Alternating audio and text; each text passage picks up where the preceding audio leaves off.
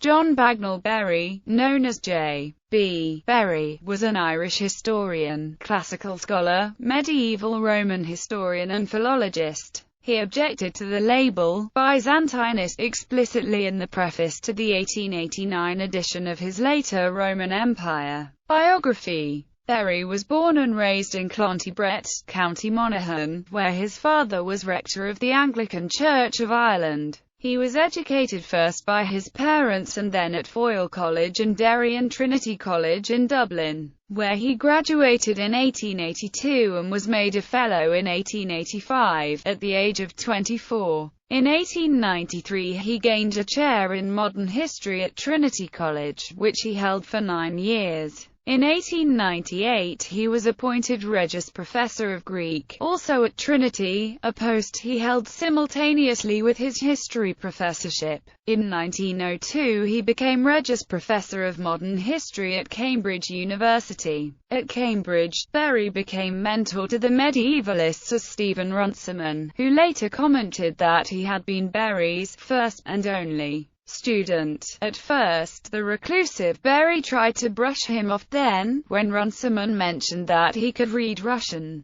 Berry gave him a stack of Bulgarian articles to edit, and so their relationship began. Berry was the author of the first truly authoritative biography of St. Patrick. Berry remained at Cambridge until his death at the age of 65 in Rome. He is buried in the Protestant cemetery in Rome. He received the honorary Doctor of Laws from the University of Glasgow in June 1901. Writings. Berry's writings, on subjects ranging from ancient Greece to the 19th century papacy, are at once scholarly and accessible to the layman. He also led a revival of Byzantine history, which English-speaking historians, following Edward Gibbon, had largely neglected. He contributed to, and was himself the subject of an article in, the 1911 Encyclopaedia Britannica, with Frank Adcock and S. A. Cook. He edited the Cambridge Ancient History, launched in 1919. History as a Science. John Bagnall Berry's career shows his evolving thought process in his consideration of the discipline of history as a science. From his inaugural lecture as Regius Professor of Modern History at Cambridge in 1902 comes his public proclamation of history as a science, and not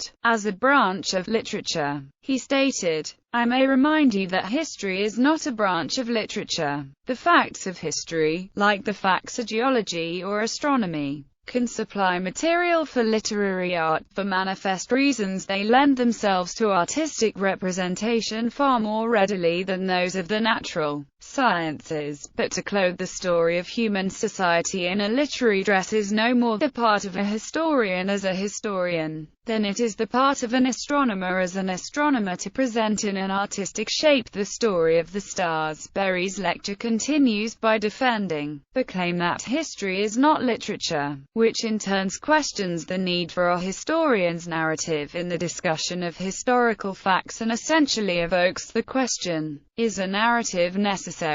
But Berry describes his science by comparing it to Leopold von Ranke's idea of science and the German phrase that brought Ranke's ideas fame when he exclaimed, "Tell history as it happened," or nur sagen wie es eigentlich gewesen ist. I only want to say how it actually happened. Berry's final thoughts during his lecture reiterate his previous statement with a cementing sentence that claims, "She is herself simply a science, no less and no more." Bibliography. The Neminodes of Pindar. The Ismenodes of Pindar. A History of the Later Roman Empire from Arcadius to Irene. A History of the Roman Empire from its foundation to the death of Marcus Aurelius. A History of Greece to the death of Alexander the Great. The Life of St. Patrick and his place in history. The Ancient Greek Historians. A History of the Eastern Empire from the fall of Irene to the accession of Basil I.